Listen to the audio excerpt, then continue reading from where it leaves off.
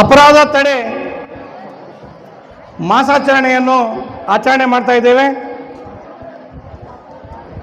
ಇಂದಿನ ಈ ಕಾರ್ಯಕ್ರಮದಲ್ಲಿ ವೇದಿಕೆ ಮೇಲೆ ಹಾಸೀನರಾದಂಥ ಎಲ್ಲ ಗಣ್ಯರೇ ಹಾಗೂ ಎಲ್ಲ ಶಾಲೆಯ ಮುಖ್ಯೋಪಾಧ್ಯಾಯರೇ, ಶಿಕ್ಷಕ ವೃಂದವೇ ಹಾಗೂ ಮಾಧ್ಯಮ ಮಿತ್ರರೇ ಹಾಗೂ ನನ್ನ ನೆಚ್ಚಿನ ಎಲ್ಲ ಶಾಲೆಯ ವಿದ್ಯಾರ್ಥಿನಿಯರೇ, ಸಮಯ ಬಹಳ ಆಗಿದೆ. ನಿಮ್ಮ ಪ್ರಾಬ್ಲಮ್ ಏನಿದೆ, ತೊಂದರೆ ಏನಿದೆ ನನಗೆ ಗೊತ್ತಾಗ್ತದೆ. ಆದರೂ ಸಹ ನೀವು ಸೈಲೆಂಟ್ ಕುಂತ್ರೆ ವಿಷಯ ಅರ್ಥ ಆಗ್ತದೆ. ನಾನು ಹೆಚ್ಚಿಗೆ ಸಮಯ ತಗೊಳ್ಳೋದಿಲ್ಲ, ಆದರೂ ಸಹ 1 ತಾಸು ಮಾತಾಡ್ತೇನೆ. ಯಾಕೆಂದರೆ ಈ ಕಾರ್ಯಕ್ರಮ ಬರೋದು ವರ್ಷಕ್ಕೊಂದು ಬಾರಿ, ಹೌದಲ್ರಿ? ವರ್ಷಕ್ಕೊಂದು ಬಾರಿ ಪೊಲೀಸ್ ಇಲಾಖೆ ವತಿಯಿಂದ ಈ ಕಾರ್ಯಕ್ರಮ ನಡೆಸ್ತಾರೆ. ಅಂದಾಗ ಈ ವಿಷಯವನ್ನು ಎಲ್ಲ ಪ್ರಸ್ತಾಪ ಮಾಡಬೇಕಾದ್ರೆ ಸಮಯ ಹಿಡಿತದೆ. ಹಾಗಾಗಿ ಇಲ್ಲಿವರೆಗೆ ನೀವು ಸೈಲೆಂಟಾಗಿ ಕೇಳಿದ್ರೆ ನಾನು 10 ನಿಮಿಷದಲ್ಲಿ ಮುಗಿಸ್ತೇನೆ. ಇಲ್ಲಿವರೆಗೆ ಇಂದಿನ ಈ ಕಾರ್ಯಕ್ರಮದಲ್ಲಿ ನಮ್ಮ ಹರೀಶ್ ಸರ್ ಇವರು ಹಾಗೂ ಡಾಕ್ಟರ್ ಮೇಡಮ್ ಅವರು, ಹೊಸಗೇರಪ್ಪ ಅವರು ಎಲ್ಲ ತಮ್ಮ ವಿಷಯವನ್ನು ಹಾಗೂ ನಮ್ಮ ಆದಾಯ ಸರ್ ಅವರು ವಿಷಯವನ್ನು ಹೇಳಿದ್ದಾರೆ. ವಿಶೇಷವಾಗಿ ನಾವೆಲ್ಲ ವಿದ್ಯಾರ್ಥಿಗಳು ಇಂದು ನಮ್ಮ ಸಮಾಜದಲ್ಲಿ ನಡೆಯುವಂಥ ಪ್ರತಿಯೊಂದು ಅಪರಾಧಗಳನ್ನು ತಡಿಬೇಕಾದ್ರೆ ಅದು ನಮ್ಮ ವಿದ್ಯಾರ್ಥಿಗಳಿಂದ ಸಾಧ್ಯ ಅಂತ ನನ್ನ ಅನಿಸಿಕೆ. ಹಾಗಾಗಿ ಇಂದಿನ ಈ ಸಮಯದಲ್ಲಿ ಬಹಳಷ್ಟು ವಿದ್ಯಾರ್ಥಿಗಳು ಅನೇಕ ಕೆಟ್ಟ ಚಟಗಳಿಗೆ, ಬ್ಯಾಡ್ ಹ್ಯಾಬಿಟ್ಸ್ಗಳಿಗೆ ವಿದ್ಯಾರ್ಥಿಗಳು ಇವತ್ತು ಬಲಿಯಾಗೋದನ್ನು ನಾವು ನೋಡ್ತಾ ಇದ್ದೇವೆ. ಇದು ಯಾಕೆ? ನಾವೆಲ್ಲ ವಿದ್ಯಾರ್ಥಿಗಳು ಚಿಂತನೆ ಮಾಡಬೇಕು. ಸಮಾಜದಲ್ಲಿ ಇವತ್ತು ನಮ್ಮಿಂದ ಸಮಾಜ ಕೆಡ್ತಾ ಇದೆ. ಈ ಸಮಾಜವನ್ನು ನಾವು ಸ್ವಚ್ಛ ಮಾಡಬೇಕಾದ್ರೆ ನಾವೆಲ್ಲರೂ ಪ್ರತಿಯೊಂದು ವಿಷಯವನ್ನು ಅರ್ಥ ಮಾಡಿಕೊಂಡು ವಿದ್ಯಾರ್ಥಿಗಳು ನಮ್ಮ ಕರ್ತವ್ಯ ಏನು, ನಮ್ಮ ಜವಾಬ್ದಾರಿ ಏನು,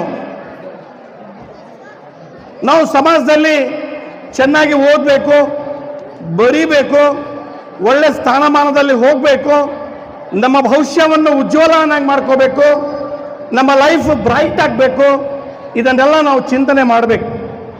ಯಾಕೆಂದರೆ ಇಂದಿನ ಸಣ್ಣ ಸಣ್ಣ ಪುಟ್ಟ ವಿದ್ಯಾರ್ಥಿಗಳು ಅನೇಕ ಚಟಗಳಿಗೆ ಬಲಿಯಾಗ್ತಾ ಇದ್ದಾರೆ. ಇವತ್ತು ಅವರ ತಂದೆ ತಾಯಿಗಳು ಅನೇಕ ನೋವುಗಳನ್ನು ಅನುಭವಿಸ್ತಾ ಇದ್ದಾರೆ. ನಾವು ಬಹಳ ಯೋಚನೆ ಮಾಡಬೇಕು. ವಿದ್ಯಾರ್ಥಿಗಳಿಗೆ ನಿಮಗೆ ತಂದೆ ತಾಯಿಗಳು ಕಷ್ಟಪಟ್ಟು ಬೆವರು ಸುರಿಸಿ ಏನೆಲ್ಲ ಕಷ್ಟಪಟ್ಟು ಹಣ ಖರ್ಚು ಮಾಡಿ ನಿಮಗೆಲ್ಲ ಓದಿಸ್ತಾ ಇದ್ದಾರೆ.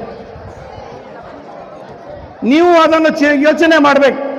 ನಮ್ಮ ತಂದೆ ತಾಯಿ ಎಷ್ಟು ಕಷ್ಟಪಡ್ತಾ ಇದ್ದಾರೆ, ಅದಕ್ಕೆ ನಾನು ಚೆನ್ನಾಗಿ ಓದಿ ಒಳ್ಳೆ ಭವಿಷ್ಯವನ್ನು ಉಜ್ವಲ ಮಾಡ್ಕೋಬೇಕೆಂಬುದನ್ನು ವಿದ್ಯಾರ್ಥಿಗಳು ಅರ್ಥ ಮಾಡ್ಕೋಬೇಕು. ಅಂದಾಗ ಮಾತ್ರ ಇಂದಿನ ಕಾರ್ಯಕ್ರಮಗಳಿಗೆ ಸರಿಯಾದ ಅರ್ಥ ಇರ್ತದೆ. ಇಲ್ಲ ಅಂದರೆ ನಾವೆಲ್ಲ ವಿದ್ಯಾರ್ಥಿಗಳು ಈ ಕಿವಿಯಿಂದ ಕೇಳಿ ಈ ಕಿವಿಯಿಂದ ಬಿಟ್ಟರೆ ಏನು ಎಲ್ಲವೂ ವ್ಯರ್ಥ. ಹಾಗಾಗಿ ವಿದ್ಯಾರ್ಥಿಗಳು ನೀವೆಲ್ಲ ನಿಮ್ಮ ಭವಿಷ್ಯ ಬಹಳಷ್ಟು ಉಜ್ವಲ ಇದೆ ಮುಂದೆ. ಈಗ ನೀವು ಬಹಳೆಲ್ಲ ಕಷ್ಟಪಡಬೇಕು, ಓದಬೇಕು, ಗೊತ್ತಿಲ್ಲದನ್ನು ಎಲ್ಲ ನಿಮ್ಮ ಗುರುಗಳನ್ನು ಕೇಳಬೇಕು, ವಿಷಯವನ್ನು ಮನನ ಮಾಡಿಕೊಂಡು ನೀವು ನಿಮ್ಮ ಪರೀಕ್ಷೆಗಳಲ್ಲಿ ಒಳ್ಳೆ ಅಂಕ ಪಡೆದು ನೀವೆಲ್ಲ ಈಗ ಹೇಳಿದ್ರು ಸರ್, ನೀವೆಲ್ಲ ಪೊಲೀಸ್ ಸ್ಟೇಷನಲ್ಲಿ ನಿಮ್ಮ ಫೋಟೋ ಬರ್ಕೊಡ್ದು ನಿಮ್ಮ ಎಲ್ಲ ಪತ್ರಿಕೆಗಳಲ್ಲಿ ಎಲ್ಲ ಟಿವಿಗಳಲ್ಲಿ ನಿಮ್ಮ ಒಳ್ಳೆ ಅಂಕ ಪಡೆದಾರೆ ಅಂತೇಳಿ ಫೋಟೋ ಬರಬೇಕು. ಅಂದಾಗ ಮಾತ್ರ ಅದು ಜೀವನ ಸಾರ್ಥಕವಾಗ್ತದೆ. ನಿಮ್ಮ ತಂದೆ ತಾಯಿ ಏನು ಕಷ್ಟಪಟ್ಟು ನಿಮ್ಗೆ ಓದಲಿಕ್ಕೆ ಇಲ್ಲಿ ಕಳಿಸಿದ್ದಾರೆ, ನಿಮ್ಮ ತಂದೆ ತಾಯಿ ಏನು ಕಷ್ಟಪಡ್ತಾ ಇದ್ದಾರೆ ಎಂಬುದನ್ನು ನಿಮಗೆಲ್ಲರಿಗೂ ಅರ್ಥ ಆಗಬೇಕು. ಎಷ್ಟೋ ಜನ ಅಂದರೆ ವಿಶೇಷವಾಗಿ ಈ ನಮ್ಮ ಸಂಸ್ಥೆಯಲ್ಲಿ 100ಕ್ಕೆ 70% ಹಳ್ಳಿಯಿಂದ ನೀವೆಲ್ಲ ಮಕ್ಕಳು ಬರ್ತೀರಿ. ನಿಮ್ಮ ತಂದೆ ತಾಯಿ ಬೆಳಿಗ್ಗೆ 5 ಗಂಟೆಗೆ ಎದ್ದು ಏನೆಲ್ಲ ಕಷ್ಟಪಡ್ತಾರೆ ನಿಮಗೆಲ್ಲ ಗೊತ್ತಿದೆ.